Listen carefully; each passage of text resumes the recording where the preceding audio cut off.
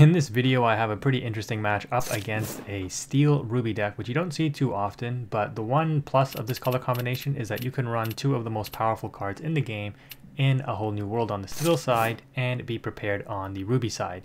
And that's kind of going to be the theme of this video, is talking about what in the meta is really the defining cards of those colors, because you can see entire decks being built around these very powerful actions such as Be Prepared and A Whole New World. And as we continue to see new sets released, like Into the Inklands coming out in just a few weeks at the time of me making this video, it will undoubtedly shape the meta once we see what the power cards in that set are. Now, if you're wondering about playing in real life, this of course matters because it will affect the price of cards, and if you're looking to buy cards in real life to play, you don't want to be paying $60 for a Beast Tragic Hero after it's been established as one of the best cards in the set. You want to be paying $30 for it like I did before it was hyped up and it was first released. And of course, you can figure these things out if you are watching and or playtesting yourself on Pixelborn, seeing what works very well and seeing what doesn't work. A perfect example of this is people were overhyped about Bell Hidden Archer, myself included when I first saw it, but as you actually tested this card, you saw that it required a lot to actually get off, and it was easily removed and or not really a big enough threat early on that it would actually warrant the effect to go off. And the pre-sale prices and even the price of the card when it first came out were astronomical, and now you can see the card being worth $10. So make sure you pay attention to the meta, make sure you watch meta relevant videos if you are a real player in real life, and whether you're a competitive player or just a collector or a casual player, if you want the good cards to play with, make sure you pay attention because the meta is what drives these prices. Anyways, in this video, like the title and or thumbnail likely suggest, you are going to see what happens when a deck based around some of these power spells, these meta defining cards, don't come up in the deck that they're kind of built for. And while Ruby Amethyst has a number of different things going for it, one of the things that it really does rely on is clawing back any kind of advantage through the Be Prepared. And if you end up not drawing a Be Prepared, you are forced to make very awkward plays in order to try to survive, because you are so reliant upon generating that advantage through the Merlin Mim cards, the draw spells on the Amethyst side, and then stabilizing with the Be Prepared at some point in the game. And if you can't do that, your opponent just goes wider and wider, or just keeps putting a lot of pressure on board, and you have to out it with other forms of removal, which you do have in terms of like Maui and Lady Tremaines and Maleficent Dragons, but it becomes a lot harder to manage because, well, one of the problems I think with this game right now is that you can't do anything against readied characters, or there's very little you can do against readied characters. We need more direct removal or direct challenging for readied characters in this game, I think, and that will help slow the game down a little bit. Not that it's overly too fast right now, but you just need a better way in order to, stop your opponent, because nothing feels worse than seeing your opponent with a wide board and you're just like, well, I can't do anything, and you have game. So just because you played a character, right, you top decked a character. And I did talk a little bit about this in one of my videos where I said, aggro right now is not necessarily too powerful, but like the Ruby Amethyst aggro deck that I posted literally functions off of the fact that you can just keep your cards readied, and most of the time your opponent can't do anything about it, right? And so you crest with the Pinocchio for 3, and then you ready it with LeFou or Fan the Flames, and it likely just sits there and quests for 3 again next turn. Like it's really, really strong, right? If your opponent doesn't have the damage removal for it, in which case you have to play like Steel and or Ruby in order to do that. Anyways, you just saw my opponent Whole New World into a massive advantage. I think we discarded like 5 cards and they discarded 1. And I still don't see a Be Prepared. And as a result, I'm forced to try to out my opponent's board in other ways here. At least they don't have any lore and haven't been kind of climbing that ladder to the 20. So we're not necessarily in too much of a bad spot. And because they're focused on these challenging cards, they're not really questing too much, right? They're focused on advantage, which is kind of interesting because, again, Steel's draw engine is Beast Tragic Hero now and A Whole New World, and Ruby essentially only has like the Queen, I think, at this point. Not too much else in terms of card draw. I mean, it got Dinner Bell, but that's not really used, and it will get, I guess, the Talisman next set, but it's not as good as the Queen in my opinion. But yeah, I like the Queen, Sensing Weakness. I think it's a really nice card.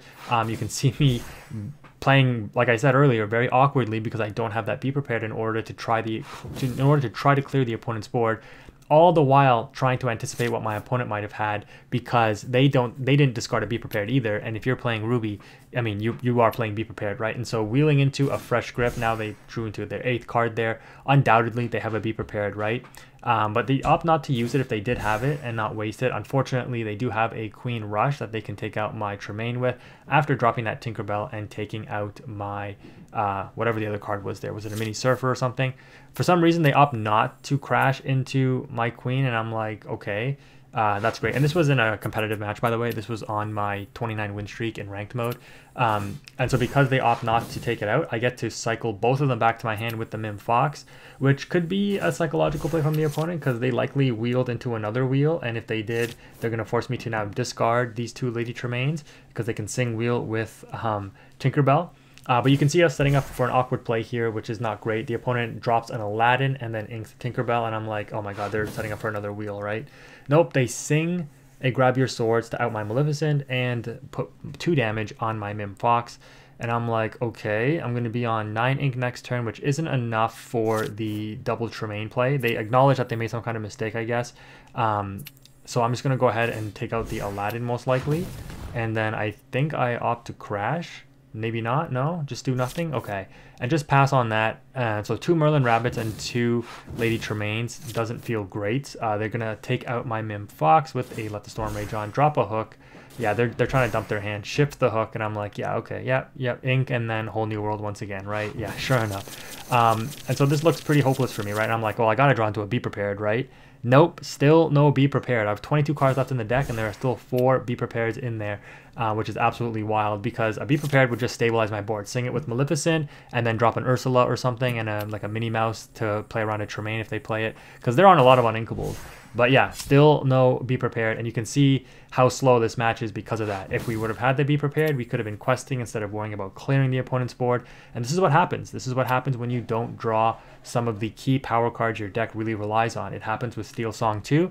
You know, they have Ariel to try to dig for the Whole New World because that card really defines Steel Song. And on the Ruby Amethyst side, you have a lot of Draw Engine that helps you draw into your Be Prepared. Unfortunately, even though my opponent even wheeled me and I was drawing cards off of like the Maleficents and stuff like that, we still don't see a Be Prepared, which is wild. Anyways, I'm going to opt to Mim Snake back my Maleficent to use it again next turn. They drop yet another Tinkerbell to out my Maui. And they only have 3 questing power on board that can quest this turn, so I'm not feeling too threatened yet. And I'm like, I'm going to draw into a Be Prepared eventually, right? I think they played a or sung a Grab Your Swords there, which outed the rest of my board, and I still do not have a Be Prepared, and I'm just like, this is absolutely wild, right? They probably think this guy's not playing Be Prepared and he's playing Ruby Amethyst. What an absolute amateur. Anyways, I'm going to opt to just pass on this Maleficent here, because again, I'm not fearing the opponent's questing power too much. They're still only questing for 3. They could shift Queen if they have one, but they don't. They're going to opt to drop a Jafar. So a lot of Floodborn characters. I don't know. If I was playing this deck, which I did build a Ruby Steel version, I would be on the like, I don't know about Chief Bogo, but Honest John would be kind of cool, right? I built the deck around Honest John if you're playing a lot of Floodborns.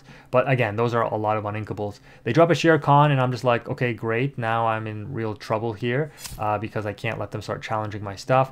We're going to take out the hook with the Maleficent and then snake it back. And I'm like, do I attempt to draw a card with the Ursula here because I'm really hurting for a Be Prepared, or do I just redrop the Maleficent and just try to keep dealing with the opponent's board here? So I'm really trying to think here, and I'm just like, well, I don't know. It's the 4 Be Prepared. The 4 Be Prepares are probably the last 4 cards in my deck at this point. That's what I'm thinking. So dropping the Maleficent here, having a real dilemma once again, deciding on what to banish. In the end, I opt to banish the Jafar because I'm like, unless they have a tap down card, which obviously, you know, the only thing they could really have is Ratigan at this point in this color combination. There's nothing that they could really drop that'll allow their Shere Khan to get advantage. They drop yet another Tinkerbell, dealing 1 damage to both Maleficent and the Snake, play out another Jafar, and pass turn. And I'm just like, this is ridiculous. Still no Be Prepared.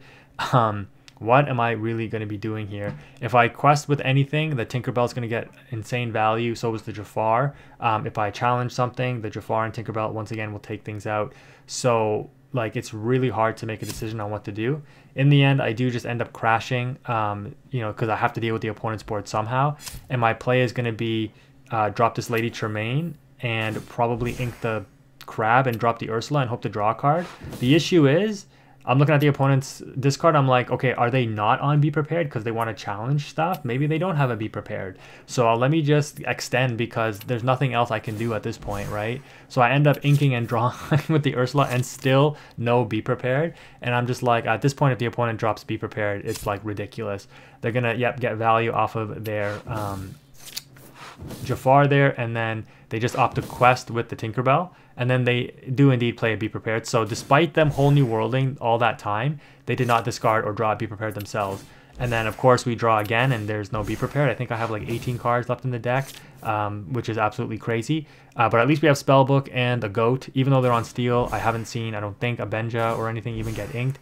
The opponent's going to extend their whole hand, because I mean at this point they definitely don't think we're on Be Prepared, right? Like there's no way. I should have crashed the Goat probably into... Oh, no, it doesn't matter. Yeah, no, that's the right play. Quest, and then just Mim Fox it, because the Mim Fox can take out the Aladdin. But I opt not to do that because I don't want the opponent to get the advantage off of the Jafar.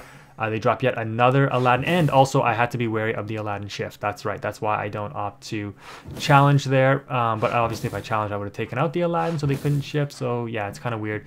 The opponent now is putting on the pressure, and I'm like, okay, friends draw into Be Prepared, right? Oh my God, finally, right? Jeez.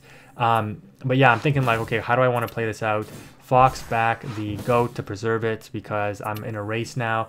Don't even bother challenging, just go for the Be Prepared.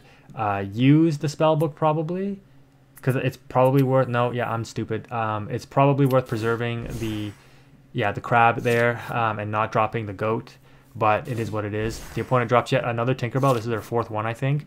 We draw into a Be Prepared, and I think I just opt to pass here, yeah, because the 2 questing power from the Tinkerbell isn't enough to threaten right now. I'd rather have them overextend, which they do, and I'm like, that's great. They get a point off of the Scar challenging. We get a point off of the Goat, and then they quest with the Tinkerbell, and our draw is perfect in the Merlin Rabbit here, so we're going to be able to Be Prepared. We have 10 cards left in the deck. Should have dropped Rabbit before using Spellbook, and of course Rabbit draws into a Be Prepared now, which is absolutely wild. So like in the last 13 cards of the deck, we had all 4 of our Be Prepareds, and I guess so did they, right? They opt to Be Prepared my Rabbit, I draw off of it, and now I draw 2 cards that are kind of unplayable in the Yzma and the Fox, so I just have to quest with the Spellbook, go to 18 and pass. The opponent top decks a Beast Tragic Hero, and I'm like, that is wild. Again, should not be... Yeah, do the Be Prepared first. Just make sure you know what you want to play before you just do stuff. We're going to go ahead and drop Cusco and then just use the Spellbook. And there's no point in dropping Mim Fox here, or okay, I guess ink the Yzma because I don't want to draw the cards, and then just drop the Cusco again. Yeah, so just in case, I don't know, the opponent draws something or a whole new, yeah, their only win condition was if they drew a whole new world to deck me out, but they didn't, and that ends up winning the game, which is crazy.